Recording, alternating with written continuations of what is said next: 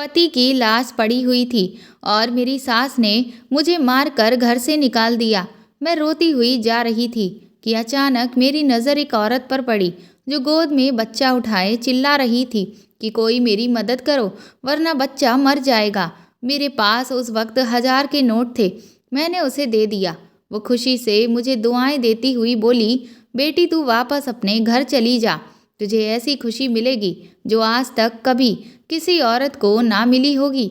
मैं हैरान हुई कि भला मुझे क्या मिल सकता है, पर उस औरत की बात सुनकर मैं वापस अपने ससुराल आई।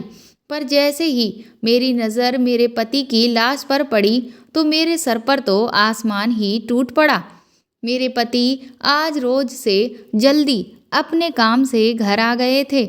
मैंने उनसे कहा, जल्दी से नहा लीजिए, तब तक मैं खाना लगा देती हूँ। मैं और मेरी सास खाना खा चुके थे, सिर्फ मेरे पति ही बचे थे। मैं किचन में गई और जल्दी से फ्रिज खोली तो दोपहर की बची हुई सब्जी थी। मैंने जल्दी से उसे गर्म किया और साथ में ताज़ी रोटियां भी बना ली। उसके बाद मैंने चूल्हे पर चाय के लिए पानी चढ़ाया, क्योंकि हम सबकी आदत थी खाने के तुरंत बाद हम लोग चाय पीते थे।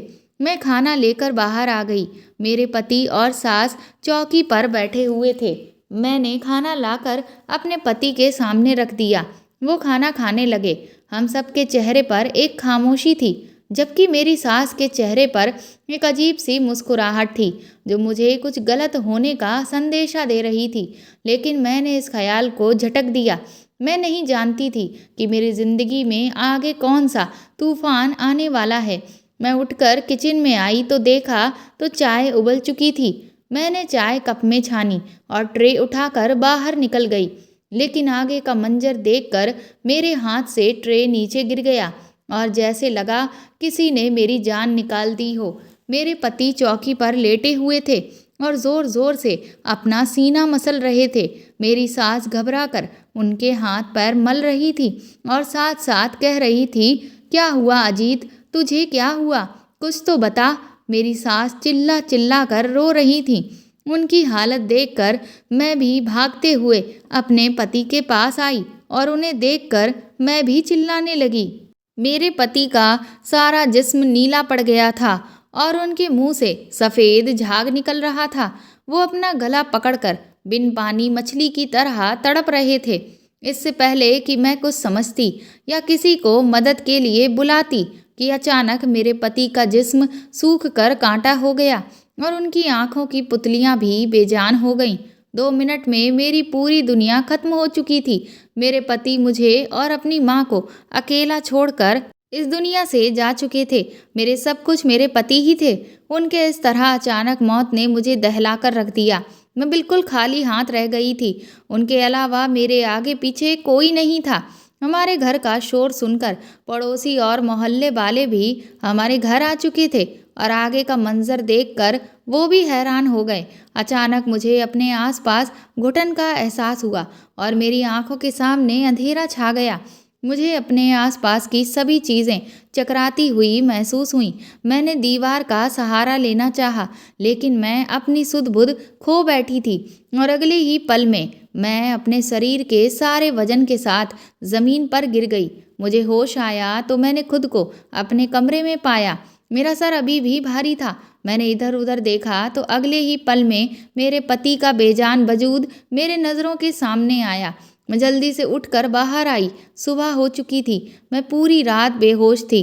मैंने देखा कि मेरे पति की लाश घर के बाहर पड़ी हुई थी और मेरी सास उनकी चारपाई से लगकर बैठी हुई थी।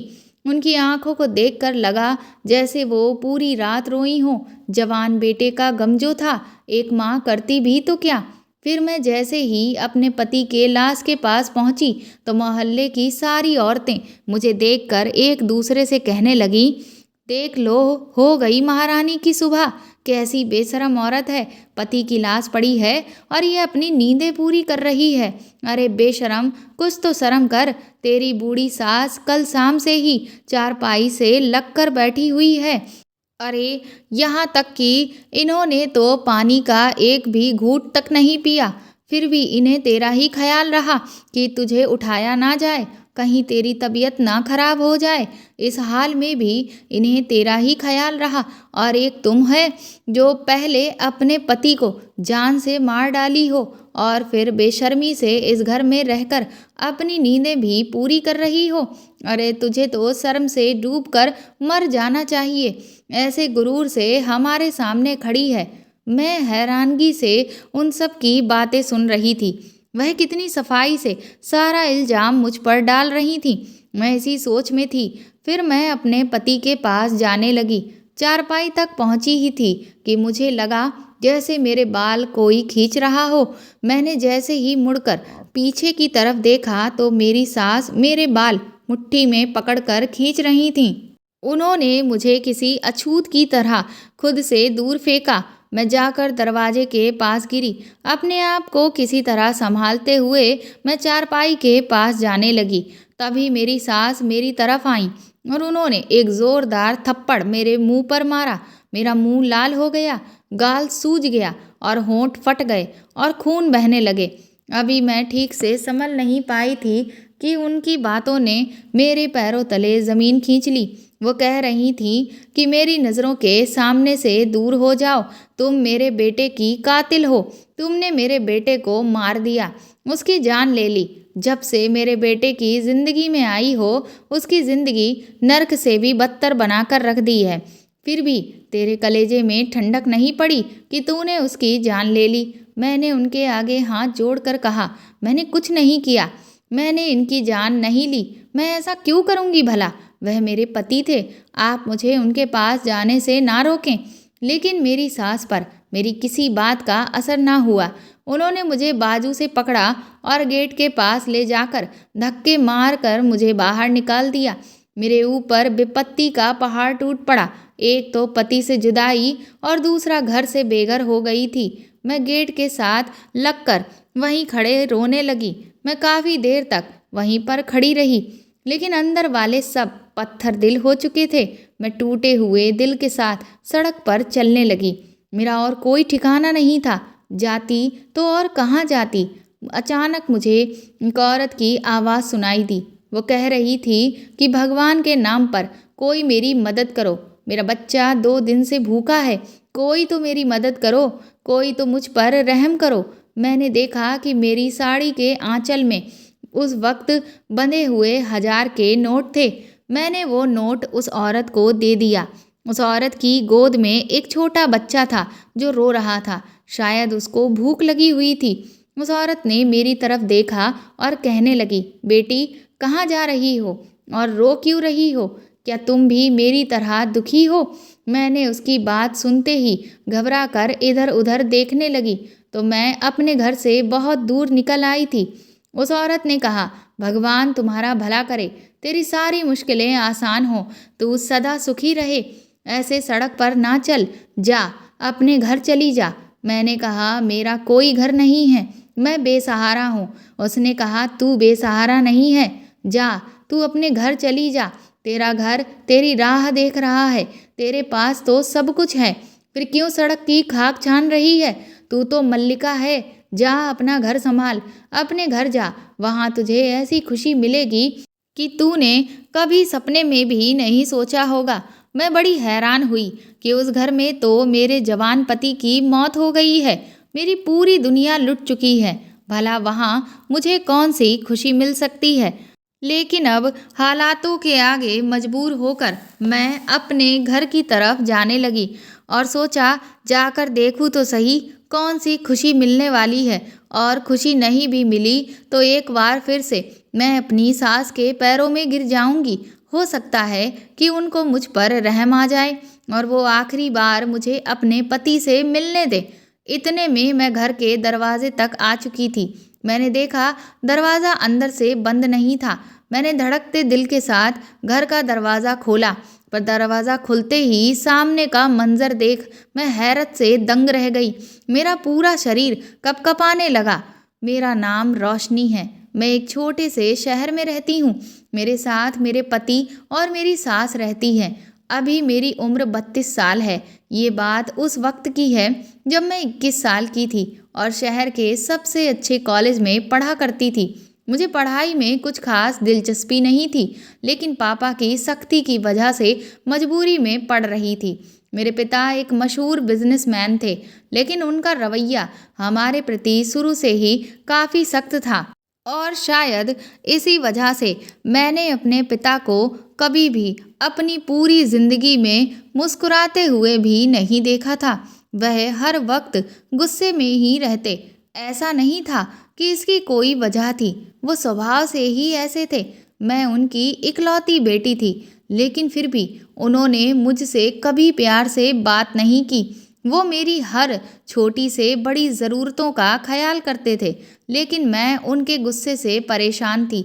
मैं और मेरी माँ हमेशा फूंक फूंक कर ही कदम रखते थे और इस चीज़ का ख्याल रखते कि कोई भी बात उनकी मर्जी के खिलाफ ना हो।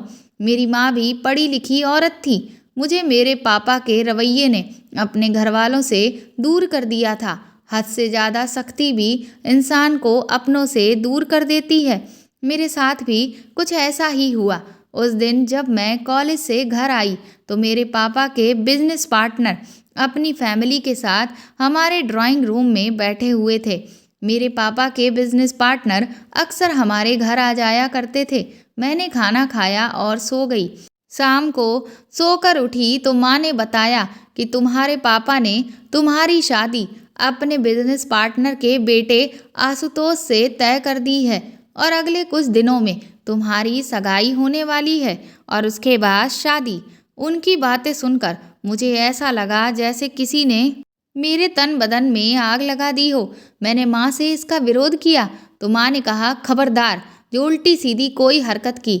अपने बाप के गुस्से से वाकिफ होना, तुम इसलिए कोई भी हंगामा करके अपने और मेरे लिए कोई मुश्किल ना बढ़ाना।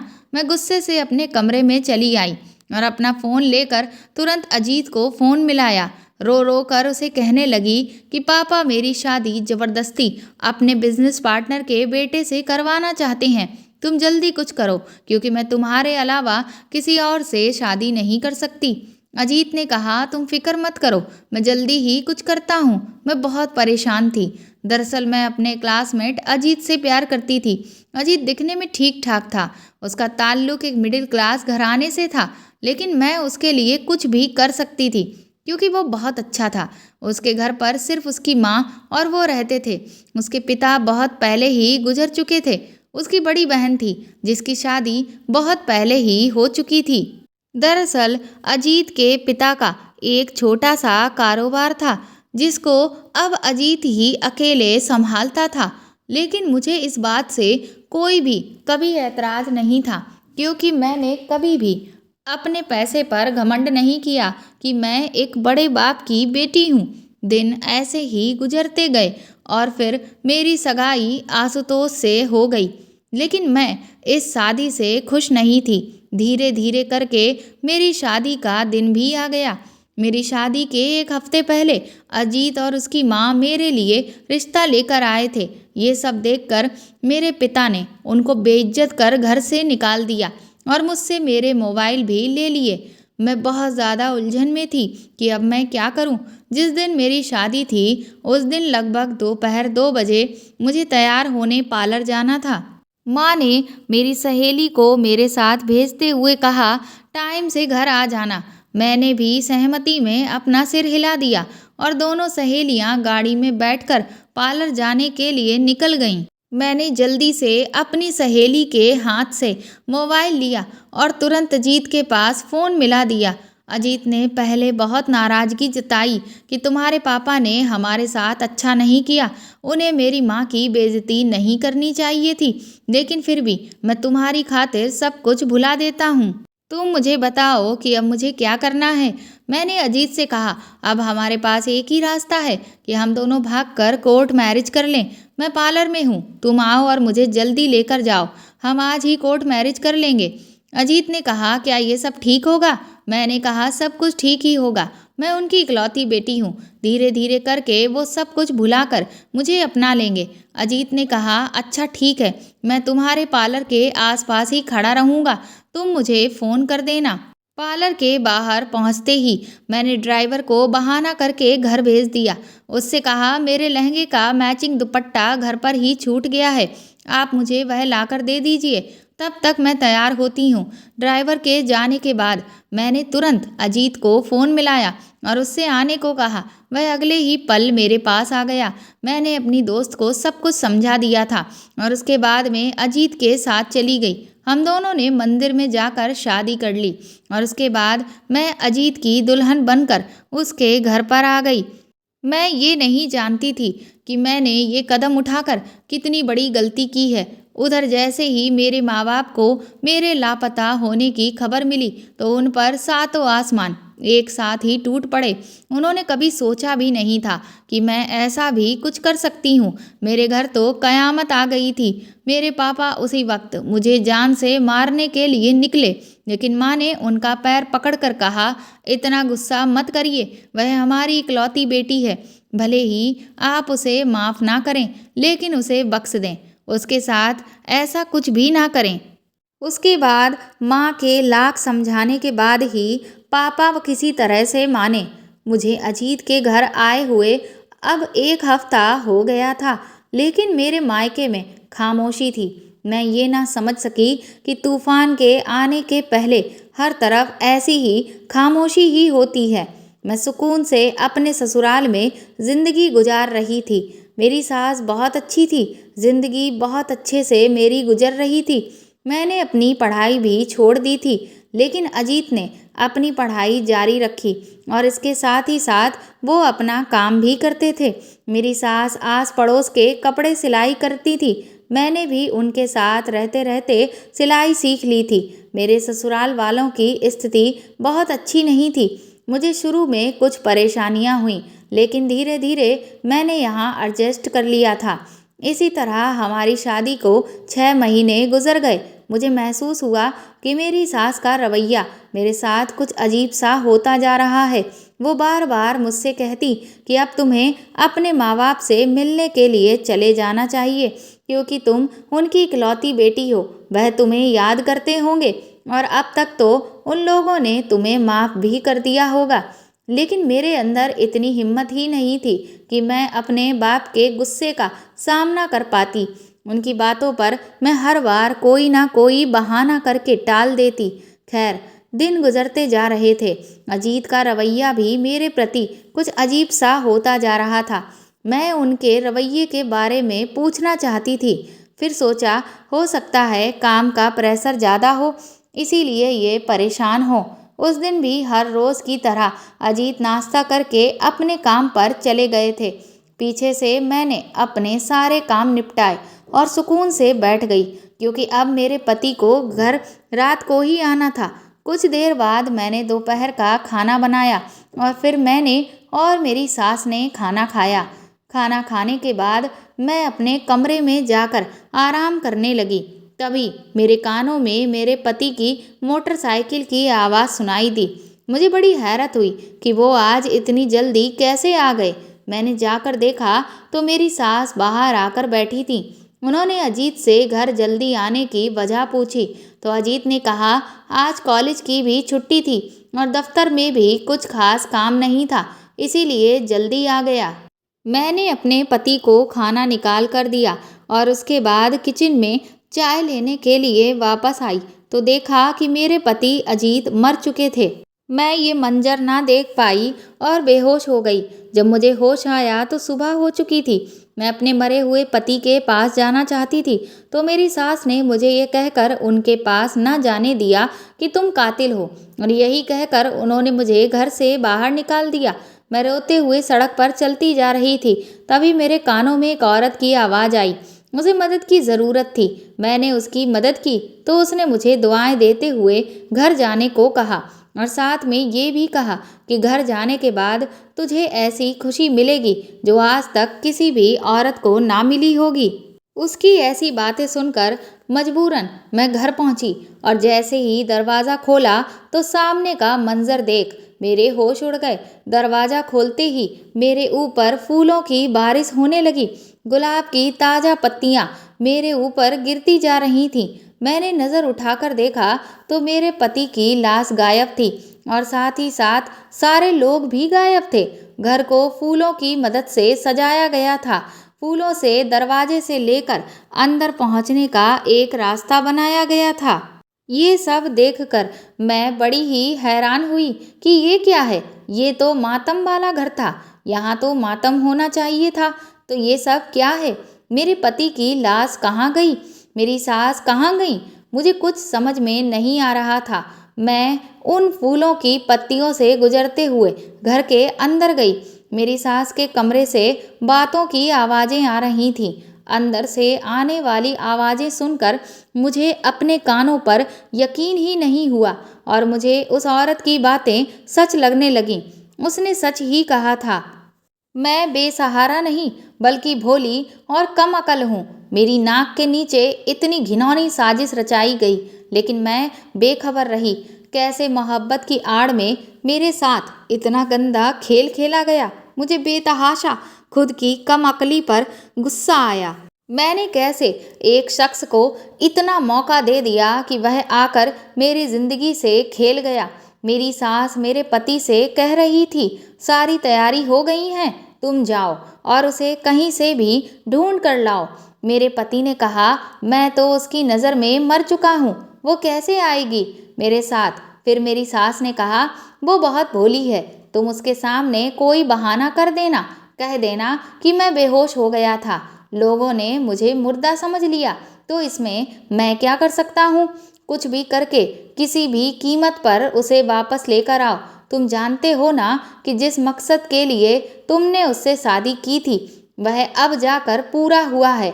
अब उसे ऐसे तो हम लोग जाने नहीं दे सकते हैं ना। कितना इंतज़ार किया था मैंने इस दिन का। मैं कितनी खुश हुई थी जब तूने मुझे आकर बताया कि तुमने एक बहुत अमीर लड़की को अपने जाल में फंसा लिया है। लेकिन मुझे क्या पता था कि उसका खड़ूस बाप इतना सख्त होगा। जब तुम दोनों भागे तो मैं यही समझी कि वह अपनी इकलौती औलाद को माफ़ कर देगा, लेकिन नहीं, उस बुढ़े ने तो सारा प्लान ही चौपट कर दिया। और इसको देखो, लैला कहीं की तुम्हारे से चिपक कर ही बैठ गई। मैंने तो तुम्हारी मौत का ड्रामा इसलिए ही रचाया था कि उस पर इल्ज़ाम लगाकर उसे घर से निकाल दूंगी, क्योंकि उसके मायके से तो एक फूटी कौड़ी भी नहीं मिलनी थी। हम कब तक उसे मुफ्त में रोटियां खिलाते रहते।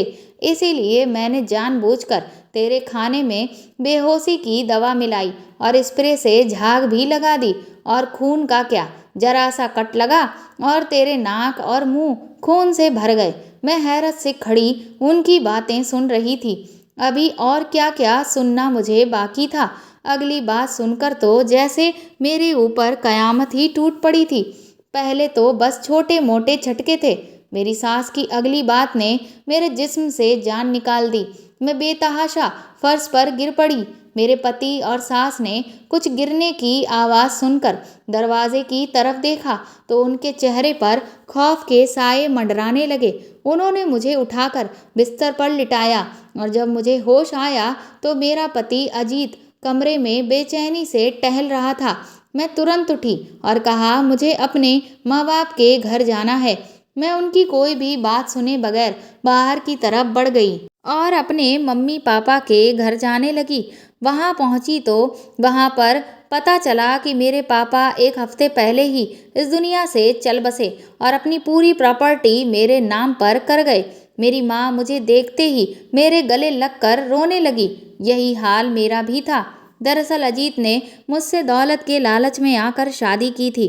पहले तो सब ठीक रहा, लेकिन जब उन्हें पता चला कि मेरे पापा गुस्से में मुझे फूटी कौड़ी नहीं देने वाले तो उनका दिल मेरी तरफ से खट्टा हो गया। दोनों माँ बेटे मुझे निकालने की वजह ढूंढने लगे और जब उन्हें कोई वजह ना मिली तो फिर अपने मरने का ड्रामा ही रच बैठे और मेरे ऊपर इल्ज़ाम लगाकर मुझे घर से बाहर कर दिया। पर मेरे घर से जाते ही उन्होंने किसी से ये खबर सुनी कि मेरे पापा मर गए और अपनी पूरी प्रॉपर्टी मेरे नाम कर गए। तो ये खबर सुनते ही मेरा पति उठकर बैठ गया। मोहल्ले वाले कुछ तो डर गए और कुछ ने वजह जानने की कोशिश की तो उन्हें ऐसा महसूस कराया गया कि उसे तो कुछ याद ही नहीं। सबने यही समझा कि हमारी ही गलती है। हमने बेहोशी को मौत समझ लिया। एक एक करके सारे लोग वहां से चले गए। मेरी सास और मेरे पति प्रॉपर्टी के लालच में अब मुझे घर वापस लाना चाहते थे ताकि मेरी पूरी प्रॉपर्टी अपने नाम करवा सकें, और इसीलिए उन्होंने मुझे खुश करने के लिए मेरे स्वागत का पूरा इंतज़ाम किया। लेकिन मैंने भी फैसला कर लिया था कि मैं उन्हें कभी माफ़ नहीं करूँगी। शाम होते ही मेरे पति और मेरी सास मेरे घर आए और मुझसे माफ़ी मांगने लगे, लेकिन मुझ पर उनकी किसी भी बात का कोई असर नहीं हुआ। वह मायूस लौट गए। कुछ दिन बाद मुझे पता चला कि मेरी सास को उनके किए की सज़ा मिल गई और उनके पूरे शरीर में फालिस मार गई है। अजीत की भी हालत बहुत खराब थी। उसकी हालत देखकर मेरा दिल खून के आंसू रोता था। चाहे उसने मेरे साथ जो भी किया, लेकिन वो मेरी मोहब्बत था, इसलिए ना चाहते हुए भी मैंने उसे माफ़ कर दिया। मेरी सास और मेरे पति दोनों बहुत बदल गए हैं। उनकी ज़िंदगी से दौलत की हवस ख़त्म हो चुकी है। 2 साल बाद भगवान ने मुझे एक खूबसूरत बेटा दिया और मैं हंसी खुशी अपनी ज़िंदगी जी रही हूँ। दौलत की लालच इंसान को अंधा कर देती है। वो संभल तो जाता है, मगर ठोकर लगने के बाद। तो दोस्तों, आपको ये कहानी कैसी लगी कमेंट करके ज़रूर बताएं और प्लीज़ इस कहानी को ज़्यादा से ज़्यादा शेयर और लाइक करें। साथ ही आप चाहें तो मुझे सुपर थैंक्स भी दे सकते हैं। अगर आप चैनल पर नए हैं तो सब्सक्राइब करके बेल आइकन ज़रूर दबा दें ताकि आगे भी मैं आपको ऐसी ही अच्छी कहानियाँ सुनाती रहूँ। Thank you.